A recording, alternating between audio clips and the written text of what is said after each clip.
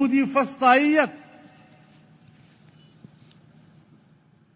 اسرائیلی جبر و استبداد، صہیونی سفاکیت، اس نے 1.5 سال میں 60,000 مسلمانوں کا خون کیا ہے۔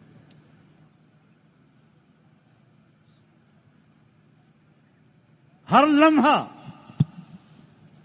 چھوٹا بچہ ہو، جوان ہو، خاتون ہو، مرد ہو، بوڑھا ہو، اس انتظار میں ہوتا تھا، بزبان حال یہ کہا کرتا تھا غداً القی الاحبہ محمدا وصحبہ، بس لمحہ آنے والا ہے، بس صبح ہونے دو تو میں نے اپنے دوستوں سے ملنا ہے، حضرت محمد سے ملنا ہے، اس کی جماعت سے ملنا ہے۔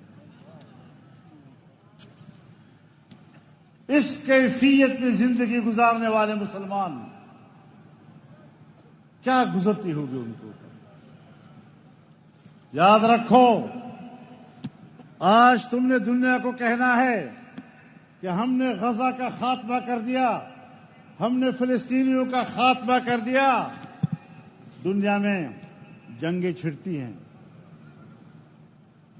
شکست وہ کھاتا ہے جس کا سر جھک جائے، جس کا سر کٹ جائے اس کو شکست نہیں کہتے۔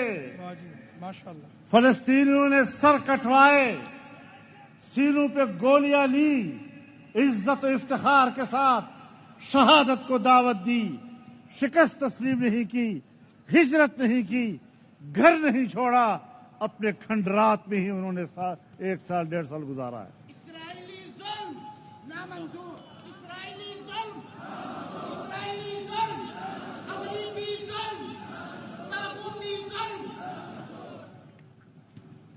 اور اس پر امریکہ اور یورپ بات کرتا ہے انسانی حقوق کا کہ ہم انسانی حقوق کے محافظ ہیں، تم انسانی حقوق کے قاتل۔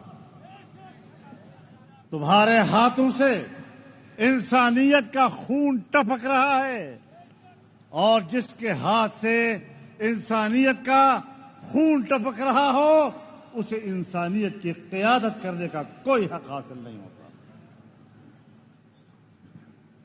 امریکہ اس وقت سپر طاقت نہیں ہے، چال بازیاں کرتا ہے۔ آج اس نے چین کو، روس کو، پوری دنیا کو اقتصادی دوڑ میں ایسا الجھا دیا ہے کہ ساری دنیا کو فلسطینی بھول گیا ہے۔ کب تک ان چال بازیوں کے ساتھ آپ اپنے جرائم پر پردہ ڈالتے ہوں گے؟ نیتن یاہو